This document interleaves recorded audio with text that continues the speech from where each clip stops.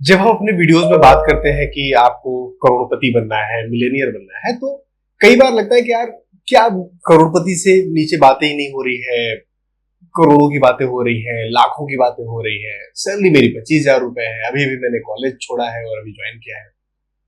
Point ये है कि करोड़पति बनना या ज्यादा पैसे कमाना या वेल्थ क्रिएट करना, अपने पास एक फ्यूचर प्लानिंग के साथ जाना, ये कमाई के बारे में नहीं, ये है आपकी पैसों की आदतों के बारे में, पैसों की समझ के बारे में और फाइनेंशियल लिटरेसी के बारे में। अगर आपकी उम्र मान लीजिए 20 साल या 25 साल के आसपास है, तो बहुत ही गोल्डन पीरियड होता है जब हम अपने पैसों के बारे में सोचना, समझना और प्लानिंग करना स्टार्ट कर सकते हैं। इसका मतलब ये नहीं है कि हमें जिंदगी नहीं जीनी है, इसका मतलब ये है कि जिंदगी समझदारी से जीनी है। नमस्कार दोस्तों, मेरा नाम है अतुल श्रीवास्तव और आपका स्वागत है मेरे YouTube चैनल पे। हम पहले सेक्शन में बात करने वाले हैं कि क्या जब हमारे इनकम की शुरुआत होती है या जब हम कमाना स्टार्ट करते हैं, तो क्या उस समय लोन लेना सही है या गलत। अच्छा, इसमें एक मेरा पर्सनल इंटरेस्ट रहता है लोन के बारे में बताने के लिए, क्योंकि मैं लोन की वजह से फंस चुका हूं और बहुत बुरी तरीके से फंस चुका हूं। अगर शायद ये चीजें मुझे अपनी, जब मैं 20s में था, स्टार्टिंग में था अपने करियर के स्टार्टिंग में, उस समय मुझे पता होती, तो मैं 15-16 साल बाद आज जितना वेल्थ मैंने क्रिएट किया है उससे कई गुना ज्यादा क्रिएट कर चुका होता। ये मेरा बिल्कुल विश्वास है, मानना है। मैंने बहुत सारी गलतियां की और ऐसा नहीं है कि वो मतलब ऐसी गलतियां थी कि जो ज्यादातर लोग नहीं करते, नॉर्मल सी चीजें थी, क्योंकि मेरे दिमाग में भी वही कि अच्छा हाँ ठीक है, कुछ आ गया, कुछ ले लिया, कुछ सामान ले लिया, पर्सनल लोन तो मिल ही जाता है, क्रेडिट कार्ड है, उस पर कुछ परचेजिंग कर ली, शॉपिंग कर ली, फिर उसको ईएमआई में कन्वर्ट करा दिया। छोटे छोटे अमाउंट, 800, 900 रुपए, 1000 रुपए, 2000 रुपए, और फिर वो एक्यूमुलेट हो गए उसमें पैसे। जब मैंने बाद में कैलकुलेट किया तो समझ में आया कि यार बहुत सारे पैसे तो मैं केवल इंटरेस्ट में दे चुका हूं, और बहुत सारा जो फ्यूचर अपॉर्चुनिटी था जहां से मैं पैसे बना सकता था, वो तो अपॉर्चुनिटी मैंने लॉस कर दी, खत्म कर दी। लोन लेना गलत नहीं है, लेकिन लोन लायबिलिटी के लिए लेना गलत है। अगर आपको लोन लेना है, मान लीजिए आप अपने स्टार्टिंग एज में है, आप एजुकेशन लोन लेते हैं तो बहुत ही जबरदस्त है। वो आपकी वैल्यू ऐड कर रहा है, आपको बेटर बना रहा है, आपको सीख रहे हैं। अगर आप कोई ऐसा स्टार्टअप करने के लिए, कुछ काम स्टार्ट करने के लिए इसके लिए लोन ले रहे हैं तो बहुत ही जबरदस्त है, उसमें क्या प्रॉब्लम है। लेकिन जब हम बाइक लेने के लिए, कुछ सामान लेने के लिए, शॉपिंग करने के लिए, घूमने जाने के लिए, पीयर प्रेशर में, लोगों के प्रेशर में आके लोन लेते हैं, तो वो गलत है। क्योंकि ये जो ईएमआई की शुरुआत है ना, क्योंकि आपके पास उसमें बहुत ज्यादा पैसे भी नहीं होते।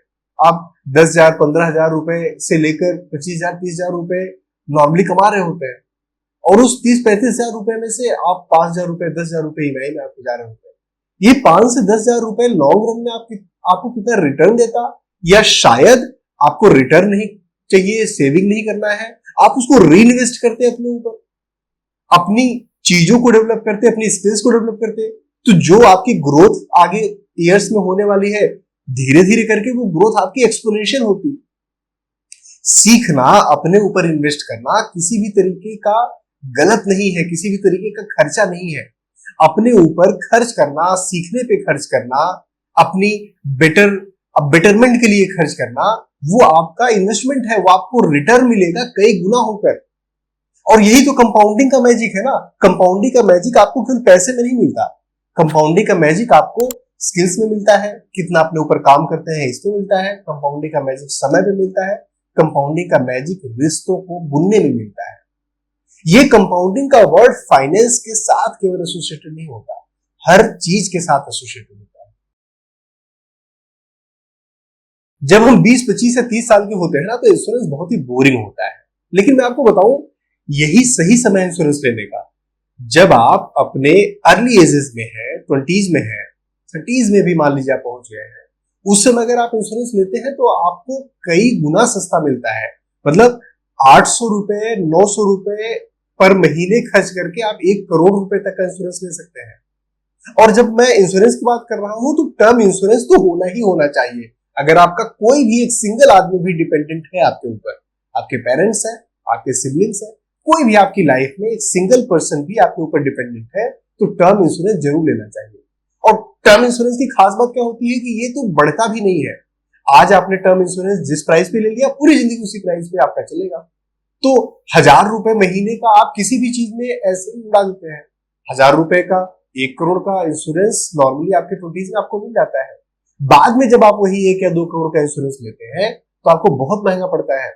मैंने किसी के लिए भी कंसल्ट किया और उसको बताया इंश्योरेंस लेने के लिए, काफी एज मतलब मेरी एज के ऑलमोस्ट 36-37 साल के हो गए। अब उनका इंश्योरेंस हमने लिया ईयरली तो 60,000 रुपए, मतलब महीने का आप समझ लो कितना, 5,000 रुपए के आसपास। और ये अगर उन्होंने अपने अर्ली एजेस में लिया होता तो 1,000 रुपए, 800 रुपए, 700 रुपए पर मंथ के हिसाब से उनको पे करना होता।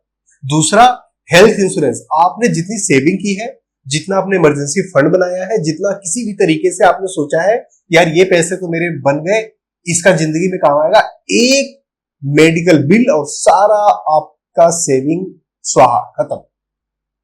हेल्थ इंश्योरेंस आपकी फैमिली में जितने लोग हैं, इवन अगर आपको कॉर्पोरेट से हेल्थ मिलता है, कई बार होता है कि हमारे कॉर्पोरेट से हेल्थ इंश्योरेंस मिलता है तो हम सोचते हैं ठीक है वहां से तो मिल ही रहा है, मैं एक नया इंश्योरेंस क्यों लूं।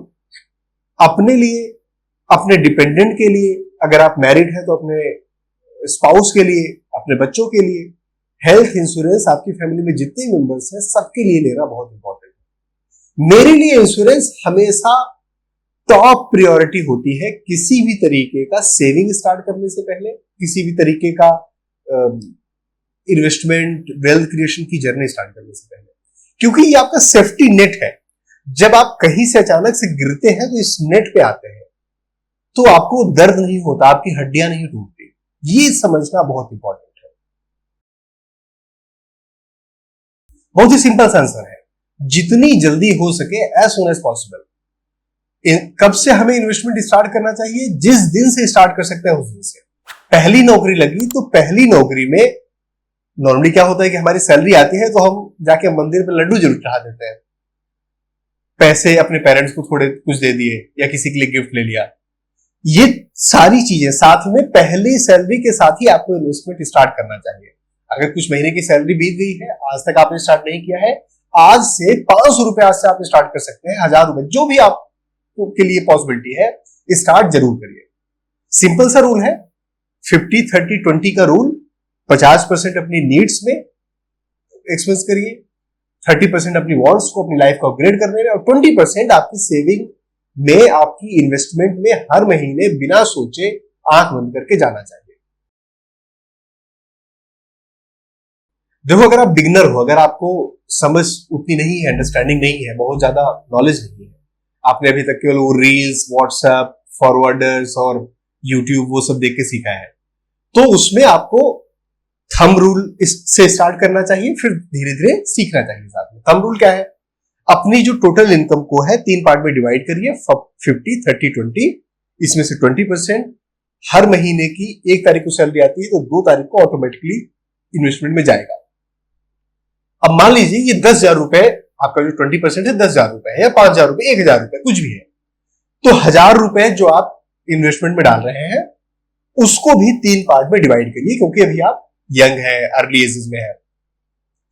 10% एफडी या लिक्विड फंड में, एफडी या लिक्विड फंड में, जिसमें बहुत ही जो आप एक तरीके से इमरजेंसी फंड क्रिएट कर रहे हैं। कभी इमरजेंसी जो में जरूरत पड़ी, टर्म इंश्योरेंस भी नहीं काम आया, हेल्थ इंश्योरेंस भी नहीं काम आया, कुछ अचानक से मुसीबत आ गई, घर पे कुछ ऐसी चीज आन पड़ी कि मुझे 50,000 रुपए, 60,000 रुपए देने हैं, 1 लाख रुपए देने हैं, अपने ऊपर कोई प्रॉब्लम आ गई, वो इमरजेंसी फंड काम आएगा। तो अपनी सैलरी का 10% निकालते रहिए, आपकी सैलरी बढ़ती रहेगी। 10 तो जो सैलरी का 10% नहीं, जो आप इन्वेस्टमेंट करने जा रहे हैं, जैसे 1,000 रुपए इन्वेस्टमेंट करने जा रहे हैं, उसका 10% मतलब 100 रुपए, और 10% आप बिल्कुल सेफ ऑप्शन में डालना स्टार्ट कर दो, जैसे गोल्ड में, या ऐसे ये पीपीएफ वगैरह होता है, ईएलएसएस वगैरह के ऑप्शंस होते हैं। बाकी अगर आप अर्ली एज में हो तो 80% जो आपका पैसा बच रहा है इन्वेस्टमेंट के लिए, उसका आधा, जैसे स्मॉल कैप है या स्मॉल केसेस है, उसमें अगर समझ है तो, और बाकी आधा पैसा लार्ज कैप या इंडेक्स फंड में, तो ये थंब रूल्स आपको स्टार्ट करना है। उसके बाद जैसे जैसे धीरे धीरे आप सीखते जाएंगे, आपको अपनी रिस्क एपिटाइट पता चलेगी, एक्सपेंस रेशियो पता चलेगा, इन रिटर्न आरओआई समझ में आने स्टार्ट होगी, तो फिर आप इसको मॉडिफाई कर देंगे, चेंज कर देंगे। कोई पत्थर की लकीर तो नहीं होगी कि एक बार कर दिया फिर आगे चेंज नहीं कर सकते। अब मेरा आपसे एक सवाल है कि जब आपकी पहली सैलरी आई थी या अगर आने वाली है, तो आपने क्या किया था? आप सोचिए आपने पहली सैलरी का क्या किया था और थोड़ा सा उस पर दिमाग लगाइए, मनन करिए, क्या वो सही तरीके से स्पेंड हुए थे कि नहीं। और दूसरा क्वेश्चन ये है कि अभी जो अगली सैलरी आएगी उससे आप कैसे खर्च करेंगे? क्या उसमें से कुछ इन्वेस्टमेंट करेंगे, बजट बनाएंगे, कहां खर्च करेंगे? इसके बारे में कोई रूल नहीं है, केवल आपको बार बार 8 बार 10 बार सोचिए, उसको कॉपी और पेपर पर लिखिए। आप देखेंगे जब उसको 8वें या 10वें बार आप लिखेंगे ना, एक बहुत ही स्ट्रक्चर वे आपका निकल के आएगा और आपको समझ में आएगा कि क्या गलतियां की थी या क्या गलतियां मैं करने वाला था, वो गलतियां नहीं करनी है। जल्दी शुरुआत करने का मकसद होता है कंपाउंडिंग के मैजिक का फायदा लेना। जितनी जल्दी आप शुरुआत करेंगे, जैसे मान लीजिए आपने कुछ 25 साल की उम्र में 5,000 रुपए 6,000 रुपए इन्वेस्टमेंट से स्टार्ट किया, अब आप 20-25 साल करते रहे, आप पैसे बढ़ाते भी रहेंगे, मैं मान के चल रहा हूं नहीं बढ़ाया, कुछ भी नहीं किया, तो over the period of time ये करोड़ रुपए में बदल जाएगा। मतलब वो 5,000 रुपए का ही इन्वेस्टमेंट करोड़ों रुपए में आपका बदल जाएगा और उतना फायदा आपको होगा कंपाउंडिंग की वजह से, टाइम की वजह से। अगर दो जने हैं, एक ने 25 साल की उम्र में इन्वेस्टमेंट स्टार्ट किया 5,000 रुपए और मान लीजिए 30-35-40 साल तक करते रहे, और दूसरे ने से फॉर एग्जांपल 35 या 40 साल का हो गया है, अब उसने इन्वेस्टमेंट स्टार्ट किया और 10,000 रुपए हर महीने इन्वेस्टमेंट कर रहा है, तो जब दोनों 60 साल के होंगे तो पहला वाला तो करोड़पति से भी ऊपर का होगा, और ये दूसरा वाला जो 10,000 रुपए इन्वेस्टमेंट कर रहा है उसकी वेल्थ पहले वाले के आधे से होगी। आप कैलकुलेट करके, एसआईपी कैलकुलेटर से कैलकुलेट करके चेक कर लो। इंपॉर्टेंट क्या है? इंपॉर्टेंट ये है जितनी जल्दी आप स्टार्ट करेंगे उतना ज्यादा आपको कंपाउंडिंग का फायदा मिलेगा। और ये कंपाउंडिंग का फायदा ऐसा होता है, 2 1 2 2 4 4 2 8 8 2 16 16 2 32 इस तरीके से बढ़ता है। ऐसा नहीं होता 2 + 2 4 4 + 2 6 + 2 8, इस तरीके से नहीं बढ़ता। तो कंपाउंडिंग का फायदा आपको लेना ही चाहिए। देखो, अगर आपको हाई रिटर्न चाहिए तो हाई रिस्क लेना पड़ेगा। अब दो तरीके के इन्वेस्टर होते हैं, एक तो सेफ गेम खेलने वाले, एक थोड़ा सा चलो रिस्क लेते हैं देखा जाएगा। अब जैसे मैं तो पूरा का पूरा स्मॉल केसेस, स्मॉल कैप्स और इसमें ज्यादा डालता हूं, बट सेफ ऑप्शन है थोड़ा पैसा आपको इंडेक्स फंड, थोड़ा पैसा आपको गोल्ड और ईटीएफ और इन सब चीजों में, और फिर जितना आप रिस्क ले सकते हैं उतना पैसा आपको स्मॉल कैप और इसमें। लेकिन शुरुआत हमेशा समझदारी से करनी चाहिए, शुरुआत कभी भी लालच के हिसाब से नहीं करनी चाहिए। सबसे पहला हाई रिटर्न के लिए ऑप्शन है, या जो मतलब मेरी आपके लिए सजेशन है, वो है कि नॉलेज पे फोकस करो। तुरंत अमीर बनने पर फोकस मत करो, तुरंत पैसे बढ़ाने पर फोकस मत करो, सस्टेनेबिलिटी पर फोकस करो, कंटिन्यूटी पर फोकस करो। 10% आपने डाल दिया पीपीएफ गोल्ड वगैरह में, 10% आपने इंडेक्स फंड वगैरह में, बाकी भी म्यूचुअल फंड वगैरह पे ही अभी डालना है, शेयर में नहीं घुस रहे। जब आपको नॉलेज आ जाएगी, आपको समझ में आ जाएगा, आप ऑप्शंस कर पा रहे हो, आप ट्रेडिंग कर पा रहे हो, इंट्राडे से फायदा ले पा रहे हो, तब आपको करो। फिर उस टाइम पे कोई दिक्कत नहीं है, अलग अलग तरीके आप उस टाइम पे अपना सकोगे, बट सीखने के बाद। इंपॉर्टेंट है सेफ प्रोसेस से स्टार्ट करना और अपनी नॉलेज को इंक्रीज करना। जैसे मैंने बताया कि मेरा इन्वेस्टमेंट पोर्टफोलियो है, ज्यादा से ज्यादा पैसे मैं स्मॉल कैप और स्मॉल केसेस में डालता हूं, लेकिन ये अभी मैंने स्टार्ट किया डालना जब मेरे पास एक थोड़ा लमसम हो गया है, मैं सेफ हो गया हूं, मुझे लगता है कि ठीक है जी, कल की चिंता नहीं है मुझे कि रोटी कैसी आएगी घर में, उस वाली कंडीशन में आने के बाद अब ये कहानी है। इसके पहले मेरा तरीका वही था, 100 - X का रूल, जितनी एज है आपकी उतना पैसा सेफ इन्वेस्टमेंट में, जैसे पीपीएफ, पीएफ, मैं पीपीएफ भी ओपन करके है मेरे पास, तो उसमें पैसे डालना। बाकी 100 - X, जैसे 35 साल की उम्र तो 65% रिस्क वाली प्रोफाइल्स में, बाकी 35% बिल्कुल सेफ प्रोफाइल में डालना पैसे।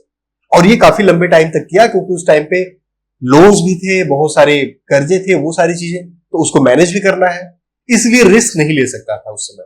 जब वो चीजें खत्म हो गई कि कल की चिंता नहीं है मुझे, तब अब मुझे लगता है कि ठीक है, अब थोड़ा सा रिस्क लिया जा सकता है। दो कई सारी इसमें से गलतियां ऐसी हैं जो मैंने खुद करी हुई है, और कई सारी बाकी काफी सारे लोग करते हैं, तो मैं जानता हूं। पहली गलती है बड़े इनकम का इंतजार करना कि जब पैसा होगा तब इन्वेस्टमेंट करेंगे। पैसा आपके पास कभी नहीं होगा, विश्वास मानिए, पैसा कभी भी नहीं होगा। जब मेरी सैलरी 25,000 30,000 रुपए के आसपास थी, तभी भी वही दिक्कत होती थी। जब 2 लाख 2.5 लाख रुपए हो गए, तभी भी वही दिक्कत। पॉइंट ये है कि पैसा कभी इतना नहीं आएगा कि आप इन्वेस्टमेंट कर सको।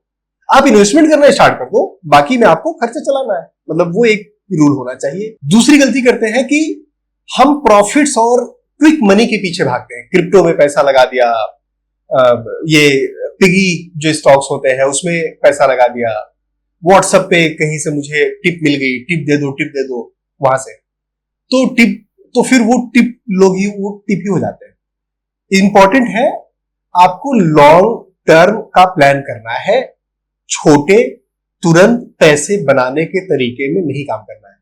मैं जैसे कह रहा हूं कि मैं काफी रिस्क लेता हूं, मैं शेयर्स में, स्मॉल कैप में, स्मॉल केसेस में ज्यादा पैसे डालता हूं, उसके बाद भी मैं क्रिप्टो और ये पिनी स्टॉक्स जो है कि कल को अचानक से बढ़, उसमें नहीं, बिल्कुल भी उसमें नहीं पड़ता। तीसरी गलती क्या करते हैं हम लोग, अपने एक्सपेंस को, अपने खर्चे को, महीने में कितना आया कितना गया, इसको नहीं ट्रैक करते।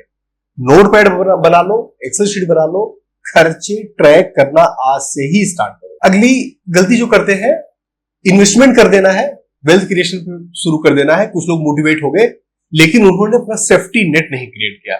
भाई कोई भी इन्वेस्टमेंट आपकी लॉन्ग टर्म सस्टेनेबल नहीं होगी, क्योंकि जिंदगी में उतार चढ़ाव आते हैं, प्रॉब्लम्स आती है, अगर आपने सेफ्टी नेट क्रिएट नहीं किया। सेफ्टी नेट के लिए 3 चीजें जरूर आपको करनी है। पहला, 6 महीने का इमरजेंसी फंड बनाना है। दूसरा, आपके घर में जितने भी लोग हैं, जितने मेंबर्स हैं, सबका हेल्थ इंश्योरेंस होना चाहिए। तीसरा, जितने भी अर्निंग मेंबर्स हैं, उन सारे अर्निंग मेंबर्स का टर्म इंश्योरेंस जरूर होना चाहिए। उसके बाद आपको स्विच करना है कि वेल्थ क्रिएशन, इन्वेस्टिंग और वो जर्नी आपकी तमाम। दोस्तों, मिलेनियर बनना या करोड़पति बनना जो हम बार बार कहते हैं, एग्जांपल्स देते हैं, ये केवल कमाई की बात नहीं है, ये बात है आपके माइंडसेट की, ये बात है आपके आदतों की। आप स्टार्ट कर पा रहे हैं कि नहीं? अगर आप स्टार्ट कर पा रहे हैं, आपको में डिसिप्लिन है, अगर आपका अपने ऊपर कंट्रोल है, तो आप जरूर कर पाएंगे। और वो शुरुआत कभी भी बड़ी नहीं होगी, शुरुआत हमेशा छोटी होगी, बहुत छोटी सी शुरुआत होगी। मेरी शुरुआत कर्जे से हुई, आपकी शुरुआत तो फिर भी पॉजिटिव नोट पर हो सकती है। दोस्तों, मुझे अगर ये वीडियो वैल्यूएबल लगा है तो मुझे कमेंट बॉक्स में ये लिखकर बताइए कि आप इन्वेस्टमेंट की जर्नी स्टार्ट कर चुके हैं या करने वाले हैं। या तो करने वाले होंगे या कर चुके होंगे, दोनों में से जो भी आपका, जिस भी स्टेज पर आज आप हैं, उसे मुझे कमेंट बॉक्स में लिखकर जरूर बताइए। हाँ, फाइनल चीज, जाने से पहले एक चीज ये समझिए, हेल्थ आपकी बहुत इंपॉर्टेंट है। अपने हेल्थ पर, अपने मेंटल हेल्थ पर जरूर ध्यान दीजिए, बहुत ध्यान दीजिए। हमारी वीडियोस को देखते रहिए। हमारे चैनल को सब्सक्राइब नहीं किया है तो सब्सक्राइब करिए। ये वीडियो अपने दोस्तों के साथ शेयर करिए। अपना और अपनों का ख्याल रखिए। Thank you. जय हिंद।